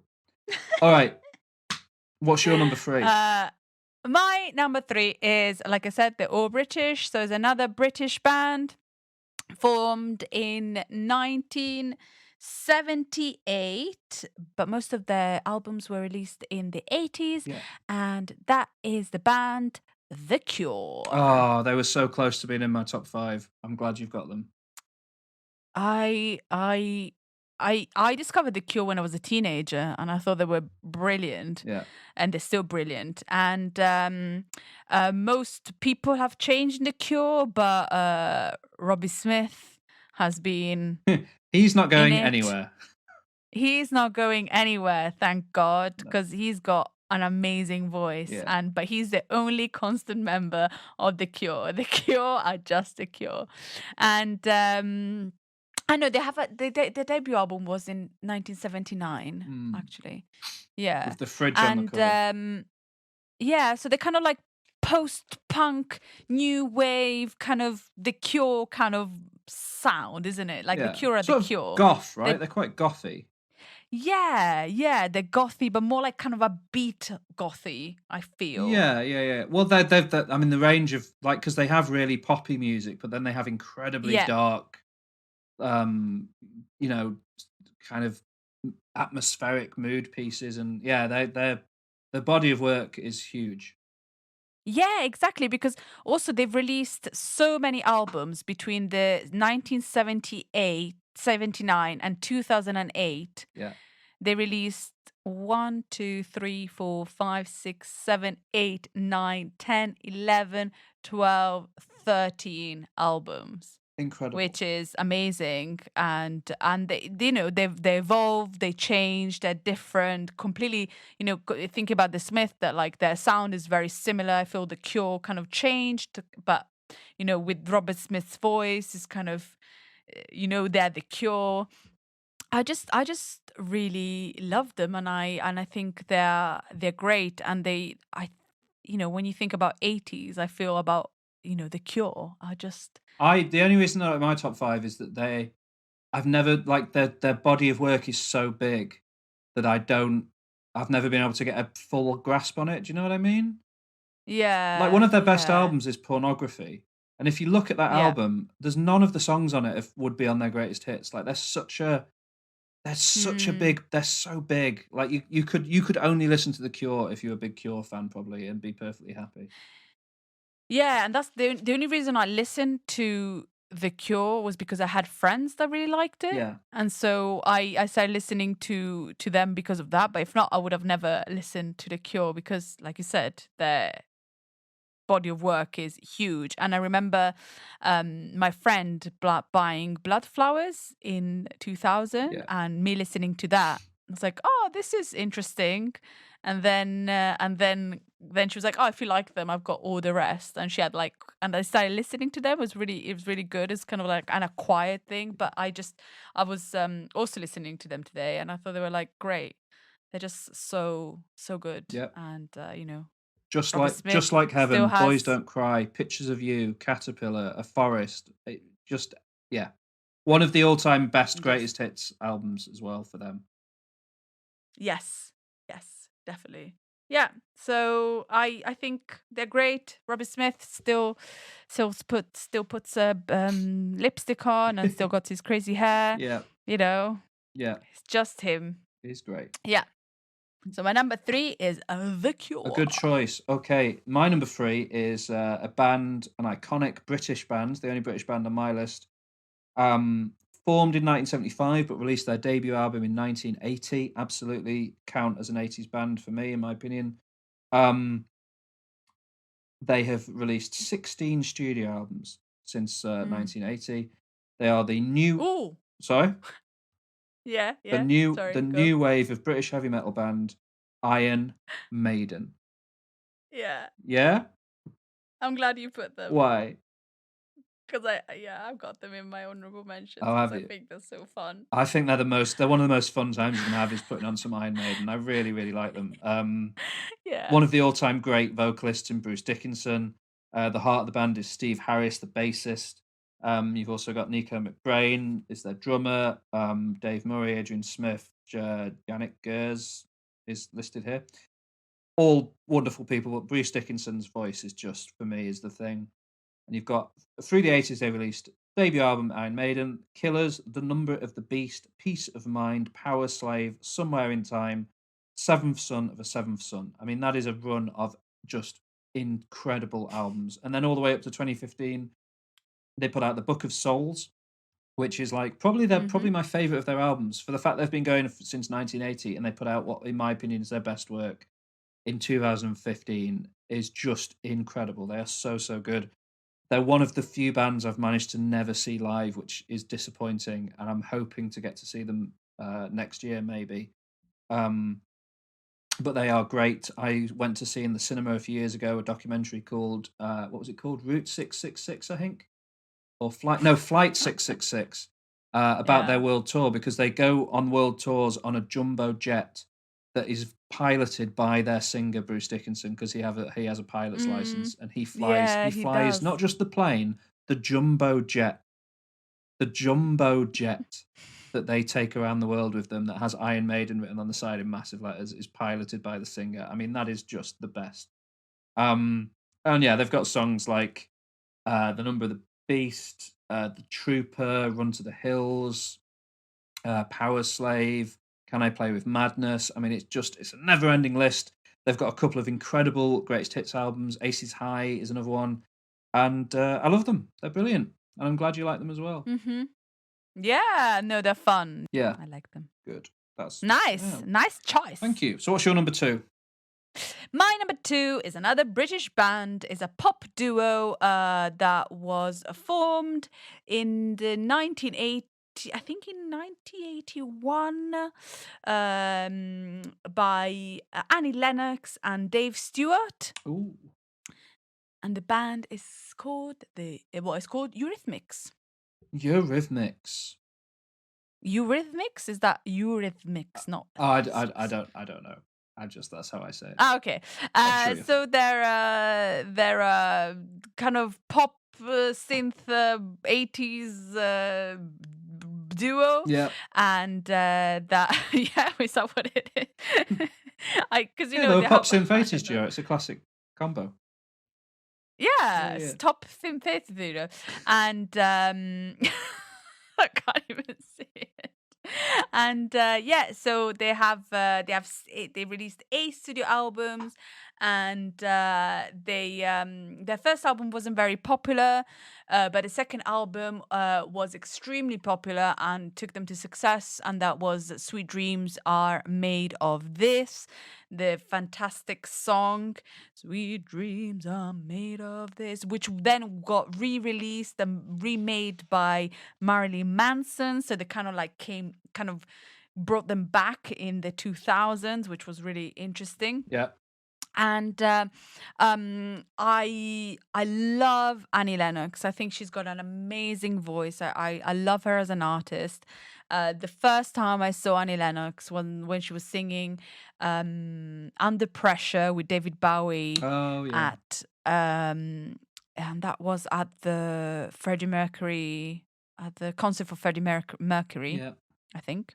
Yeah, and I kind of loved her, and then I just listened sporadically to their music for not 2 albums, but I listened to a full album today, and I was like, I knew most of the songs, even though I didn't know the albums, and I thought, no, they're great. I love them. I love her voice. I love the kind of music they do, and I think they're really great. That's interesting. And I would say that I like them, but then in actual fact, the only song I know is Sweet Dreams Are Made of This. Or these. The Sweet Dreams Are Made of these. These nuts. These nuts? Sorry. What album? I think my aunt had one of their albums and I listened to it. That's why I know it. And that's, But also in 1999, they released another album, which was I thought was they kind of reunited because they used to be a couple and then they split up, and they released another album, which is called We Two Are One. So they kind of in Italy they was very popular, and yeah, and then also with Marilyn Manson doing the cover, they got more popular. So I listened to them quite a bit, and I thought they were good. Nice. And I like them. I'm glad. Yes. Good choice. I do like Annie Lennox. She's great. She's a Mm. cool lady. Nice. Okay. Yeah. My number 2 pick is a band who they started in the 80s. They started in the 70s. They released their debut in 1977. But they released what is probably regarded as their best album in 1980, and then continued to kind of define the music scene in the 1980s, and I think are kind of indelibly linked with the 1980s ultimately. It is the New York-based American rock band, just Talking Heads. Talking Heads. Talking Heads. Nice. Made up of David Byrne, Chris Frantz, Tina Weymouth, and Jerry Harrison. And they've released albums during the 80s like Remain in Light, which is a masterpiece, Speaking in Tongues, Little Creatures, True Stories, and Naked. I adore this band. They have got so many albums. I mean, so many songs I just think are incredible. I mean, if I open up one of their greatest hits and have a look at the songs on it, we've got things like Once in a Lifetime, Psycho Killer, Take Me to the River, Burning Down the House, This Must Be the Place, Slippery People, Life During Wartime, Road to Nowhere, Nothing But Flowers, Blind, Heaven. They're all wonderful songs, and they're unique. And I feel like what I love about Talking Heads is that no one else sounds like them. They were doing something that nobody else had ever done before, a particular sound and type of music that they kind of made all of their own. David Byrne's vocals are just completely his own, and it just works, and it's just wonderful and beautiful. And probably the best live concert movie ever is Stop Making Sense, the Talking Heads concert film, directed by, who directed that? It wasn't Joe Dante, was it? No, I think it was Jonathan Demme. Have a look. Yeah, Jonathan Demme. Jonathan Demme, who directed Silence of the Lambs, directed Stop Making Sense, which is an iconic concert film. Features David Byrne wearing the very big suit, which is an iconic look. The oversized David Byrne suit. It's just great. Have you listened to Talking Heads? Talking Heads? I don't think so. Really? Like, I don't think I've ever listened to them. Oh, that's interesting. But the songs sounded like. Can you tell me one of the songs again? Like, can you tell me the songs that you said before? The one that you would probably know would be Once in a Lifetime. Where it's like, this is not my beautiful house. This is not my beautiful life. How did I get here? Letting the days go by, water flowing underground. Ah, yes, that I know. And then the other one? Psycho Killer? Psycho Killer. Yeah. Qu'est-ce que c'est? Fa fa fa fa fa fa fa fa fa fa. Or, yeah, I do know. Okay. Burning Down the House. Burning Down the House. Yeah, Burning Down the House. What? Why do I know Talking Heads without knowing Talking Heads? I don't. Because those songs are like part of the culture. They're like, it's impossible to not know those songs. They're in so many films. They're all, Yeah. Like my favorite song of theirs is probably Nothing But Flowers, which I heard for the first time in Clerks 2, which is a weird place to hear a Talking Heads song for the first time. But yeah, they're great. I love Talking Heads. So they are my number 2 pick. And in fact, last week I mentioned that I already knew who my number 1 pick was, and it was Talking Heads, but I'd forgotten about somebody who I prefer. But Talking Heads were the first band I thought of when I thought of this list. So there we go. Now we come to your number 1. Yeah. Okay, so my number 1 is I think it's the first band I put because I actually love them and I still love them, and Weezer did with a cover of the song, and I just after that cover I listened to the album again, and there's a British band, pop rock band from Bath. England, formed in 1981. Tears for Fears. I love Tears for Fears. And for me, if I think about the 80s, like some beats that was like just the 80s for me are Tears for Fears. Yeah. Like they have to be. And they kind of, they have like proper the synthesizers. If you think about the song, everybody wants to rule the world. It's like dun, dun, like a proper synth dun, dun, dun, and they had the hair, they had the jackets, they were like proper synth pop 80s band. And for me, like the album is songs from they released a few albums between 1983 and 2004, but for me the album is songs from the Big Chair. I love the album. And Seeds of Love is pretty good, but I think songs from the Big Chair's got like the ones that everybody knows and you can listen to them, and which are, Shout, and Everybody Wants to Rule the World. Like I think those are, everybody knows those songs. Yeah. And I know just 3 love Tears for them. Fears songs, and it's those 2 and Mad World. Yeah, and they're amazing. And even if we never, maybe like Talking Heads, like even if you have not listened to their albums, you know who Tears for Fears are, or you have listened to a song, or you have seen Daniel Bedingfield butcher Mad World. Was it Daniel Bedingfield? There was somebody that butchered. I hope you're not talking about Gary song. Jules, who did the Donnie Darko cover. Maybe. The one that was featured in Donnie Darko. Maybe. Because I don't know. that's not a butchering, that's a reimagining, and it's great. And it was Christmas number 1. Yeah, it is that one. Yeah, no, it's not. It's not a butchering. So I disagree. Okay. Well, like different interpretations, but I think they're good. I think they're 80s. I like them. Their voices are out of this world. I think is Roland Orzabal. I think that's the name of one of them. Has got like a really like kind of 80s voice. Yeah. I just love Tears for Fears. They're the first band they put in because I think they're cool. Oh. Also, fun fact, they used to be my mother's neighbours in Bath. I love it. That is wonderful. Yeah, and maybe that's why also I know them, because it's like they're like, oh, we used to be neighbours of this like this band, and then but fun times. Yeah. Fun fact. Yeah. Number one. Tears for Fears. Good choice. Okay. Thank you. My number 1 pick is so I mentioned, I can't remember which episode this was on, but do you remember I mentioned that I didn't listen to music until I was about 18 or so? 65. Mm-hmm. Yeah. This band was the first band I ever liked. This was my first favourite band.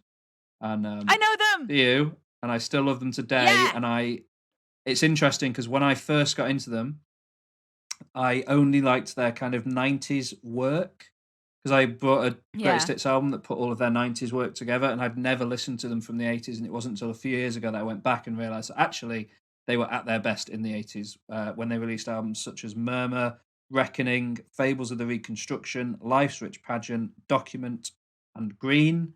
I am talking about the absolute titans of music, one of the most perfect groups of musicians ever to put music to CD.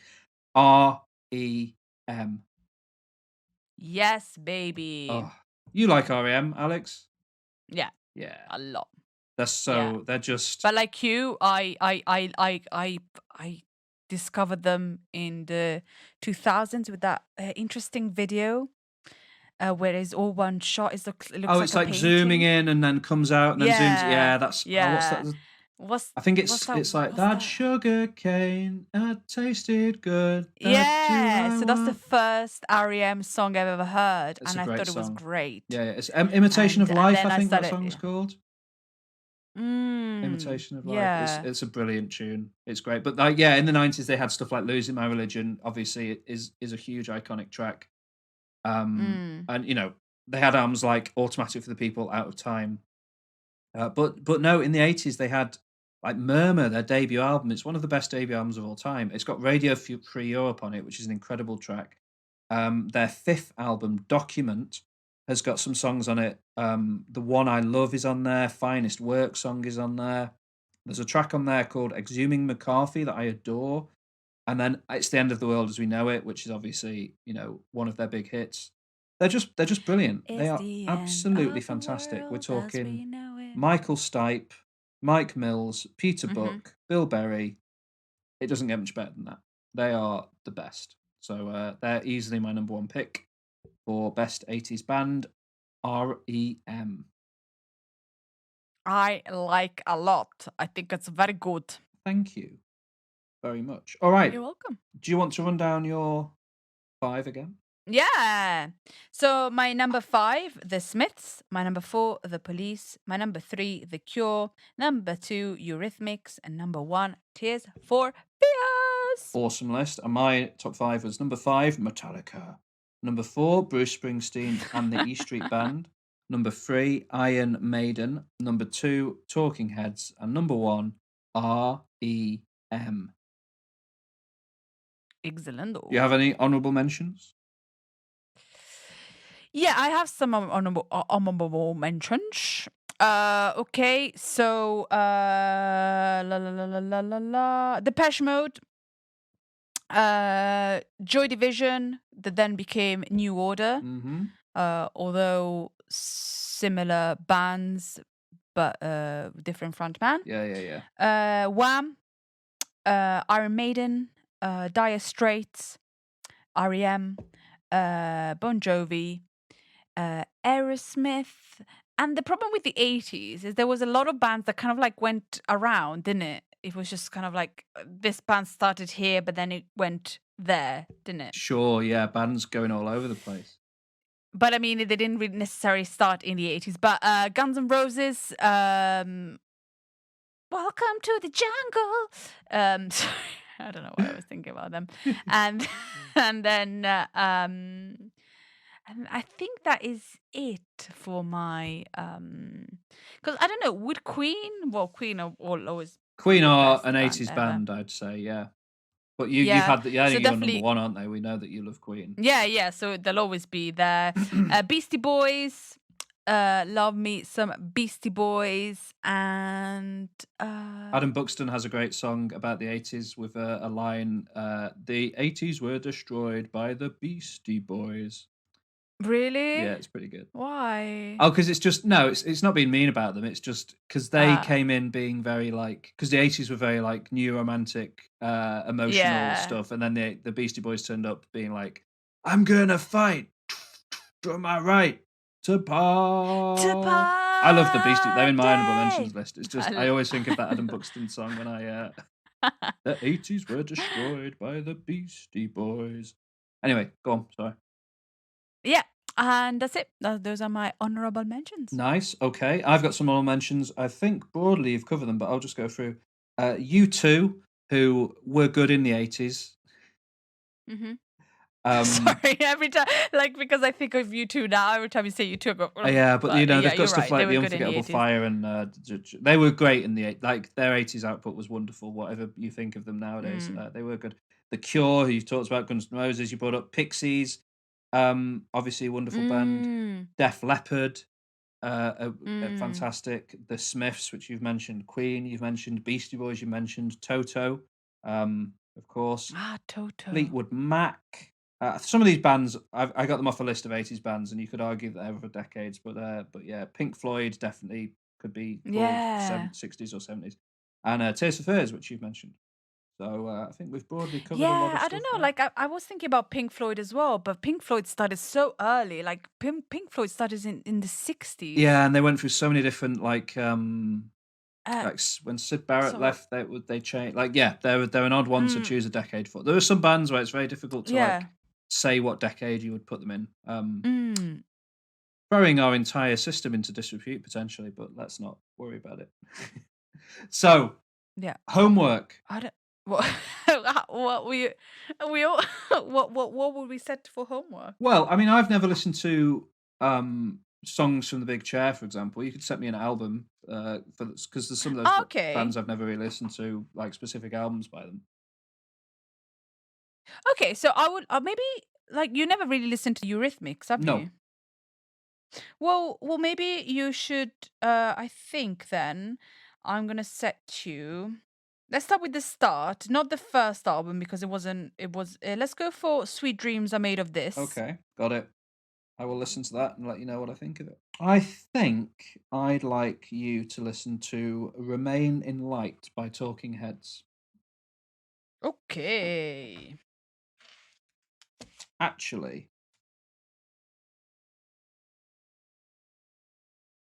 I think instead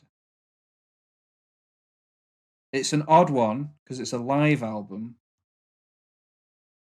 But I think you should listen to "Stop Making Sense" by Talking Heads, the live album from that concert film I was talking about. I think that would give you a good idea of them. Stop Making Sense. Yeah. Talking Heads. Okay. Cool. Cool. Stop Making Sense. Talking Heads. Great. And if you were to recommend one thing from this week's Culture Catch-Up, what would it be? I would recommend the film Sweet Bean. Great film. Sweet Bean. Are made of these. Sweet beans are made of these. And also, I would recommend the book "Why I'm No Longer Talking to White People About Race" by Reni Eddo-Lodge. Nice. And I would recommend the blockbuster Godzilla vs. Kong, which is a fun time, and also The Sopranos if you've never seen it. It's pretty good. Yeah. Nice. And is a good insight into Italian culture, right, Alex? No. With the gabagool. They say gabagool instead of think capocollo. Maron. Yeah. Ah, the mozzarella. The mozzarella. Mortadella. Oh, yeah. Well, no. No, I was being silly. I know it's not, but it's a good time. Join us. So it's been great to be with you as always. Thank you so much for sticking with us and listening to our fun times. You can find us on the internet on Instagram and on Twitter and on letterboxd and a variety of places. Links to it, all of those are in the show notes for this and every episode, along with links to all the things we discuss in Culture Catch Up, so that you can, remind yourself of any recommendations. And please come back and join us next week for our first director special, and we're going to do our top 5 Coen Brothers movies. Yeah. Director special. Director special, isn't that exciting? So please join us for that. We can't wait to see you again. Bye. Bye. Bye.